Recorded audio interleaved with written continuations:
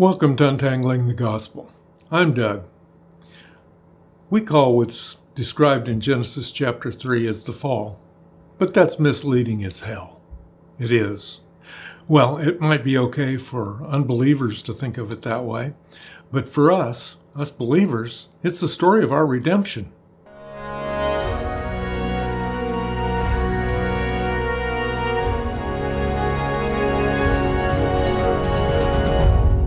As a Christian, I believe the Bible's stories are not only factual, they also give us wonderful insights into God's relationship with us through the allegories. And I think I can back that up. In my opinion, what's written in the Gospels and in the New Testament letters, and particularly what Jesus said in Luke chapter 24, that whole Old Testament is written about him. That's what he said when he was walking with those two disciples after his resurrection. There are some believers that are suspicious of allegories being in the Bible, but John's Gospel is evidence of the allegories. He's almost line by line went through that first part of Genesis chapter 1. And at the end of his chapter, he said something to the effect of that Jesus Christ is the Word of God that became flesh and dwelled among us. Leading into that, John said that that word is what God spoke when he said, "Let there be light." And that word was with God before the world was made. And the Word was with God, and he was God. The Word made absolutely everything that exists. And it's all for his own purpose.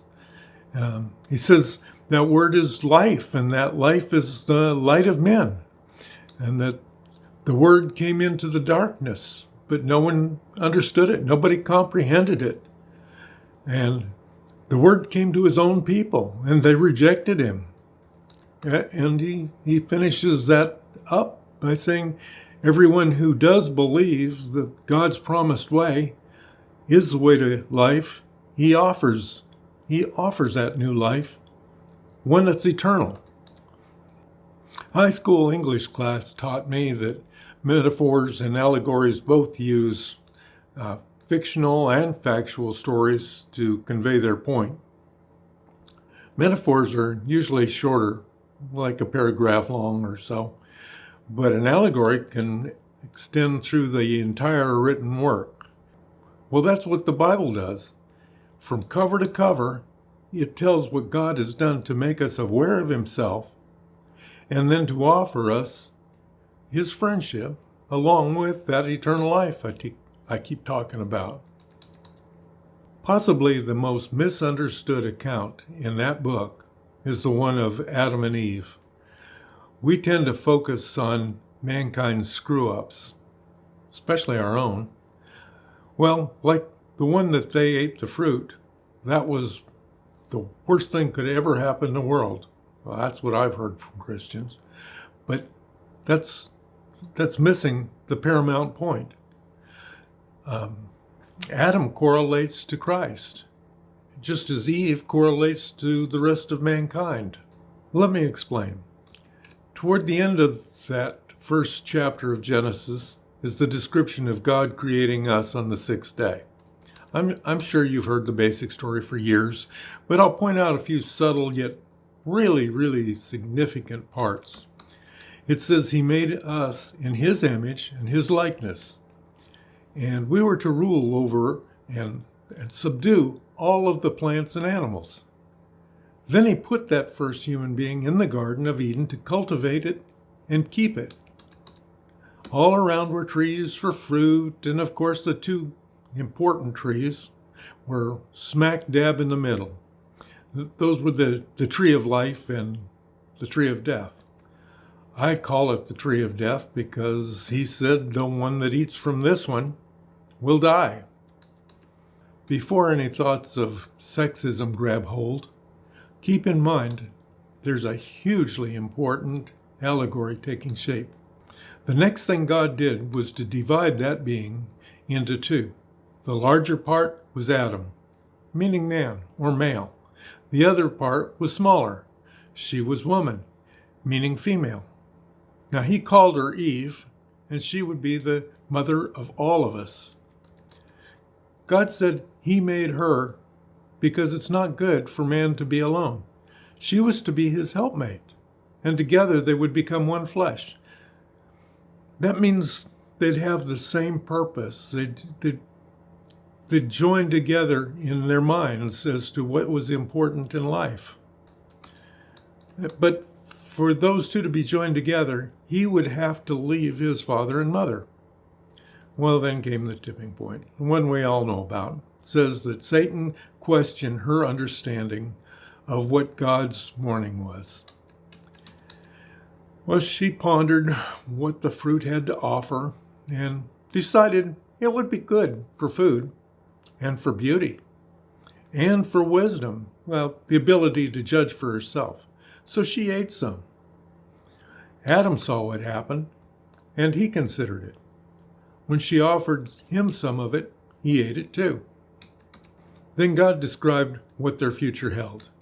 Satan would get his due. After bruising her offspring's heel, he would then get his head bruised. And Adam would produce food crops from troublesome ground, the thistles and thorns poking him, giving him trouble all the time. And he would have a great amount of trouble producing that crop. It says he would live by the sweat of his brow. And it finished up the prediction on him. He would die doing it. On the other hand, Eve would have terrific pain giving birth, and she would want to rule over her husband. And the chapter ends with their expulsion from the garden. But two things were stated. The tree of life would be guarded by cherubim having a flaming sword, so those two couldn't eat from the tree of life and live forever. And also, God said they have become like us, knowing good and evil. Now let's look at what's said about Eve through the lens of two New Testament passages. The second half of Ephesians chapter 5 gives a basis for successful marriage. It says the husband is to provide his wife with security, both physical and emotional, and she is to respect her husband.